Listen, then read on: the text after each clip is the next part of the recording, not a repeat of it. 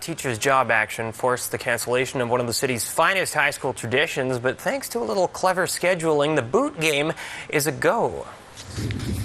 Oak Bay lacing up their boots this afternoon at practice. One final run-through before they take to the field against their arch rivals from St. Mike's.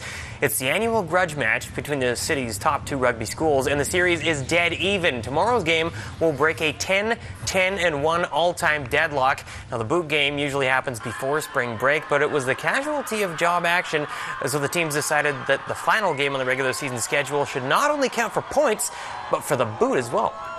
Yeah, at the beginning of our season, we were pretty disappointed to hear that it might not happen at the beginning of our season. And now that once we found out that it was going to be this date, everyone's been looking forward to it. And we got past our games. Now this is our game coming up, so pretty pumped. Yeah, that would have been really disappointing, and for a while that is what we were thinking. But it's happening now, and it's all we can think about and look forward to it.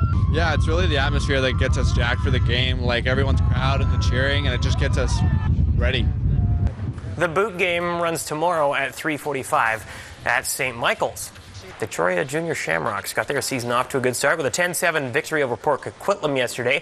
Brody Eastwood led the way for the Junior Rocks with 3 goals and an assist. Mike Birdie was stellar in his Junior A start, making 47 saves.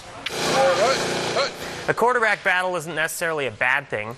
The 49ers somehow coped with Montana and Young on their roster at one point. The West Shore Rebels have plenty of talent behind center as well, and yesterday they put their pivots through the paces at training camp. Cam Bador, Kyle Siemens, and Mark Black are legitimate starters in BC junior football, and while Coach John Cartalicia has many important decisions to make, picking your QB is the biggest. I'll tell you something, in all the years I've coached football, I have never seen a 3-horse race as close as this. I mean, every one of these quarterbacks is legitimate guys that could start in this league. You got to be on your game 100% of the time, or you can lose your job, and no one wants to lose their job, so got to work extra hard keeping it this year. The first game isn't until July, and despite the long off season, the group is ready to go. It's like a big family reunion, and the game breaks out, and now somebody's knocking grandma into the bushes because we love you, but we want to get after it, and that's the way it is with football. Knocking grandma into the bushes has got to be a 15-yarder. That's the way it is. That's a major foul. Yeah. All right, Jordy, thank you. All right. All right, time for sports. Jordan's here with that. Jordan. Hudson, thank you. The TC 10K attracts runners from around the world, as evidenced by the Kenyan connection that topped the podium on the men's side. For Island runners, it was a short trip across the Malahat to enjoy one of North America's best run races.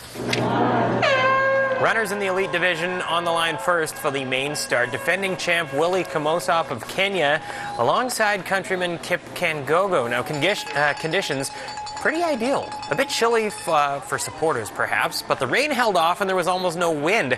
Kangogo outdueled Kimosop down the stretch, breaking the tape in 29 minutes and 51 seconds for a 1-2 Kenyan finish. On the women's side, Natasha Wodak-Fraser lived up to her top billing, finishing in a time of 34 minutes and 32 seconds. The day started with the News Bay's Michelle Stillwell taking off and shattering the women's course record in 30 minutes and 53 seconds, all in a day's work for the 3-time Paralympic gold medalist. I really am. It was a record that I wasn't anticipating. I haven't been focusing on the 10 kilometers. I've been focusing on the 100 meters, 200 meters on the track leading up to London. Yesterday I went out. I didn't look at my speedometer. I didn't care about what my speed was. I turned it off and I just powered down and focused on technique, and the result came.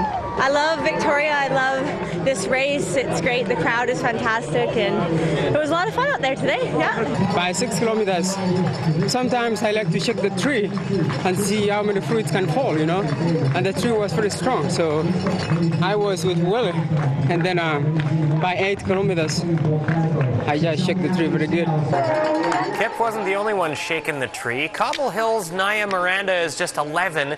Last year, she ran the race with her dad. This year, Dad got left behind. I just saw you come across the finish line with a smile on your face. Oh, I'm so excited. I've trained all year for this, and it's fine. My hard work's finally paid off. My old record was 46 minutes, and I beat it, and I got 42. I'm so happy. My dad tries his hardest to keep up with me, but this year he just can't keep up with me. So it's bragging rights at home now? Oh, yeah, definitely. And I hate to tell you, Dad, but she's not going to get any slower next year. Yeah, man. Look at what, 42? Unbelievable. Crazy. Shaves Well 4 done. minutes off. Well done. All right, Jordy, thank you. All right.